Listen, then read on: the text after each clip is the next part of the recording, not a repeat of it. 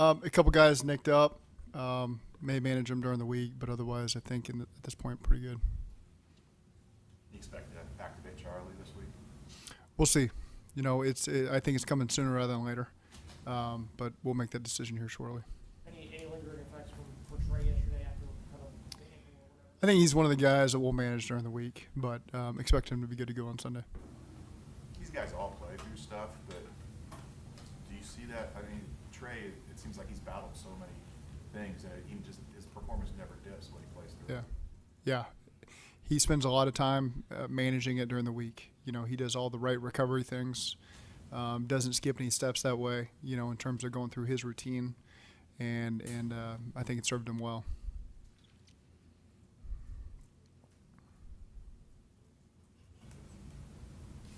When you watch the tape, is there anything that really kind of jumped out or you were pleased with that you didn't really maybe recognize in real time? Well, I think when you start with the defense, because sometimes I don't get to lock in on that during the game as you're trying to manage calls. You see, I didn't see Logan's pick live. I was talking to Burrow about the next series, and so just how complete a defensive performance that was by our guys.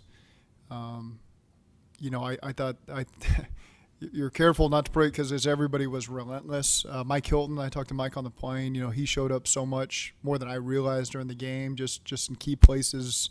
Drew a holding penalty, made a great TFL, had some really good tackles in between the hashes. Thought that he did some really good stuff there. Just the force that DJ Reader is, even when maybe he's not getting a statistic his way.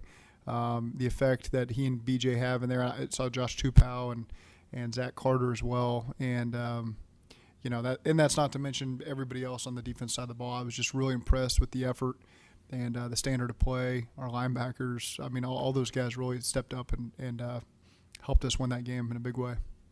You've talked so much about how important it is to play with the lead for Lou and for the defense. Is it an attitude? Is it a mindset thing, or is it? Well, it's just it's the way that the whole game can shift. I look at the Tennessee game was no different than the Seattle game. And the only difference was the offense scored 14 points early against Seattle and allowed the defense to kind of weather the storm and bear up there in the second half. And really offensively, we just never gave them that chance in the Tennessee game, so the game broke open. And it's 27-3. I think that's the best example I can come up with of the difference in playing with the lead, not playing with the lead, and what that allows your defense to do. And so you just saw yesterday those guys, the confidence to stay ahead in the scheme and create the turnovers and create the hits on the quarterback, and eventually that adds up and gets you the ball back, and that's what those guys are able to do yesterday when they had the lead. What you were talking about, where you're talking to Joe and Logan makes the pick, do you react at all when you hear the crowd reaction? Do you turn around and see what's happening, or is it more important what you're talking to Joe about? I need to know yard line and hash. That's and then as I call the play, it's what just happened. What was the concept? What coverage were we in? So we were in quarters. They run a Swiss concept, and so then you start to add it up, how he got the pick and where it came from, and then you watch it on the plane, and it kind of you try to see if you can predict what it looked like, and we've run that play enough against that coverage to know what it looks like, and so again, he did a great job getting his hands on the ball, kind of anticipating where the ball was going to go, and doing a great job making that play there. But then you make the great call there with and you're talking to Burrow while Logan makes the pick. Yeah. And then you make the call, then the next call. Now, did you say, okay, we get the ball in the 17, or were you saying this is going to be a play we're going to use? Yeah, it was a play. We talked about it earlier in the game in that 2-minute drive and didn't get to, so it was on our fringe. As we're transitioning, someone on the headset said, "Here's a good spot for the shot we had," and so I'm still trying to uncover who said it. I'm trying to give them proper credit. That was after Everyone's pointing fingers at everybody else to divulge the credit, which is a great thing about our staff. But it was obviously after the pick that somebody said this will be a good spot. Yep. Zach, could you sense this performance coming from this team? We've been asking you during the slow start about Joe getting back all the way to where he is now. Could you sense the last couple of weeks this was coming? Yep. You can feel kind of where the team's headed, the energy in practice, and you can just see the guys continue to raise their level of play, and just need an opportunity to put it all together. And each side of the ball gave the other side an opportunity to play to their potential. And so just felt really good on the plane, felt really good in the hotel, felt really good in pregame warm-ups and on the sidelines, just that this team was ready to go, and there was a good energy that they were ready to tee off on somebody. And Felt like they did that yesterday.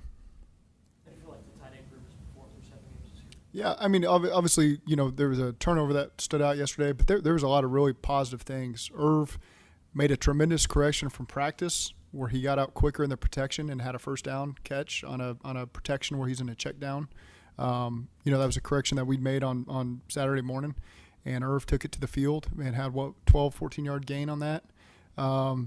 Had a good empty snap where he fought for 4 tough yards. We were waiting to see what their empty check was going to be, and it was a hard-fought 4 yards against Fred Warner, who was unblocked on the play. Those guys show up a lot in the run game and protection well, and they're not going to get the credit for it because it's not the sexy stuff. But all 3 of those guys, I thought Irv had some really good snaps there. Drew had some great snaps. Mitch had some good snaps. Drew's in there on the shot play to T. Higgins, where he's got to block a defensive end, and Mixon does a great job coming off on the safety. So there's so many things that they will never get credit for, and they don't want credit for, that they make this offense go, and they allow other things to take shape. And their moments will come as well in the passing game.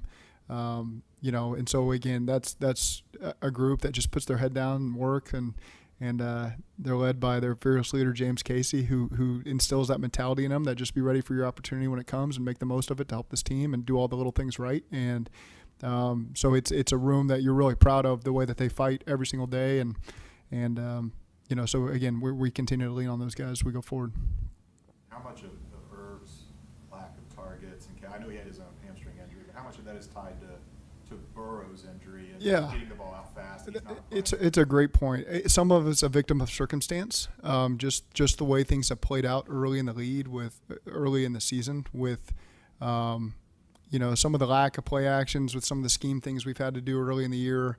Some of those times that our tight ends in the past have gotten balls on scrambled plays and longer developing plays, and we hadn't done as much of that early in the season. So again, a lot of it is circumstance.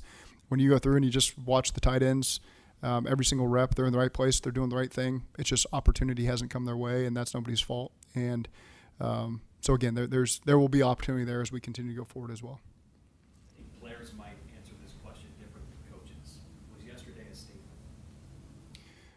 No, I think it was a reminder for us, not for us, maybe for others who maybe had a little bit of doubt, but this is a team that's focused on the right things at the right times, and we're done really for the near future with the NFC part of things, and it's time to focus on the AFC, and this is where we need to continue to make strides, and starts this weekend in Buffalo. How cognizant are y'all, or how much do you make a point of the fact that y'all don't have an AFC win this year? Is that something that you No. bring up? No. Coach, you mentioned, Go ahead. Coach, you mentioned the someone had to beat them message that popped up yesterday, the bulletin board fuel. Where does that come from each week? You said your team responds to it. Do you take ownership of that, or is that shared? Well, last year I gave credit to Jay for the Buffalo one because I saw his tweet, but now I don't see anybody's tweets anymore. So I saw it somewhere. I don't know who's going to get credit for me seeing that one. It wasn't bulletin board material from San Fran. They didn't say anything. I've got a ton of respect for that organization. But it's just more things that, you can fuel your players with, and how your team responds to certain things. And I think there's maybe teams I've been on in my lifetime where you'd shy away from things like that, worried that it might damage the psyche going into a game. Not this team. This is a team that, they want to be the first to do something in a while, and we just got the right competitors and right leaders on our team that respond well to that kind of stuff, and always count on them to do so. This is a little similar, but when you present game balls, you've got stats, you've got nuggets about history. How does that all come together in that quick period after a game before you present this? Okay. PJ does a great job. He's the starting point, and so I go in. I have the iPad sitting at my desk, and it's got some notes, some things that sometimes you guys say during the game to be aware of. I'm just kidding. It's more just reporters have noted, an injury or something that's happened, just so I can be aware, anticipate your questions beforehand in the press conference. And then there's some statistics, some historical things like you mentioned. So the completion stuff with Ken Anderson, and I wouldn't have been able to pull that. I didn't even know he was 19. That's things during the game you don't really know. But post game, and so that there's good information there. And then there's moments I remember from the game that were key moments, and then just getting with the coordinators and making sure I'm not missing something that happened. And there's retroactive game balls as well that take place, and so.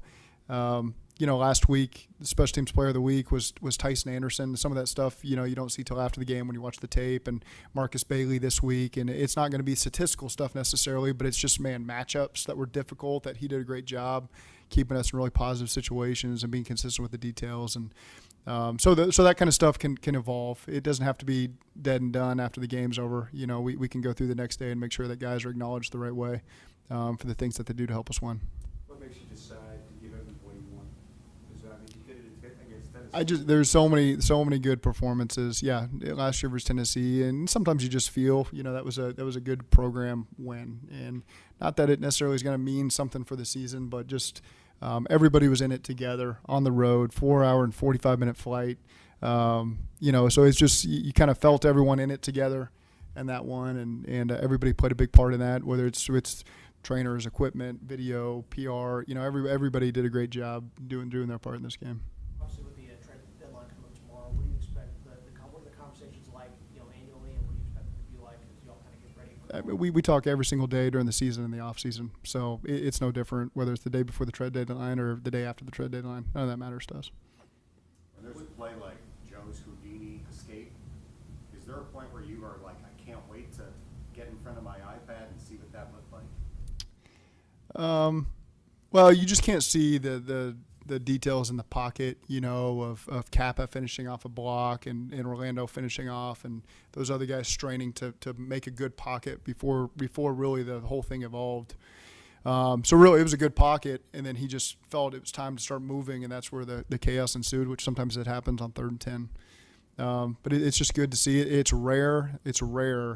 We have an end zone view. I don't know that everybody else has, but to see both sidelines celebrate on the field during the same play, and because they certainly, for the right reasons, thought the play was over, and you could see the energy on their sidelines to get a big sack on 3rd and 10 early in the game, and then you see our sidelines come off, when the play's over. So that's a very rare. I don't know how many times in my life I've seen that where both sidelines celebrated equally as loudly on the same play. Any repeat Joe Burrow costumes in the Taylor household tomorrow? I think they were last year. I have no idea what my kids are. I'm kind of ashamed to say it. We'll find out tonight. They're going to come over here tonight in their costumes, so I'll get a chance to see what their dress says. The special teams player of the week thing, is that based on the game alone, or is that practice and the week? More so the game, but it's not a finely tuned system. It's Marcus is a guy that has really been consistent in his preparation, forever, really. And Darren gives him some of the tougher matchups sometimes because he's got a lot of confidence in him to be detailed, be consistent, and help us. So, again, another thing that may not show up statistically in terms of opportunities for tackles and things like that, just because it's a reliance on this guy's going to do the right thing and help others achieve. And so that's where Marcus has come in. But he's been a guy really consistent over the course of the season. And so it's time that he got something like this. What did you think of your tackles, Orlando and Joe? Really good. And really gave us everything that we needed to win that game. And there's some times where their rushers are going to be a tick away from impacting the play. That's football against really good rushers. And I thought those guys did a great job giving us the time we needed. Burrow doing a great job with his level in the pocket to make sure he could help. And I was really proud of you mentioned the two tackles, Jonah and Orlando, the effort they gave us and the time they gave us on some tough plays. And then you can go forward and kind of to Ben's question earlier, things that stood out when you watch the tape, the interior push on a lot of the run game stuff, the double teams inside with Ted, Cordell, and Alex, I thought was really impressive that some of the balls were spit out on the perimeter on bubbles and RPO throws, but you could see kind of the message they were trying to send in there. Obviously, it's going to be, go ahead. Might be tough to figure this out at this point, but you got a home night game against Buffalo coming up. DeMar's made a complete, incredible comeback. Yeah. Any thought of will you think of it joyously the fact that, you know, he's come back from all this? Well, I think we always do. You know, that's not singled down to this week. I think just what we all saw and how things have turned out.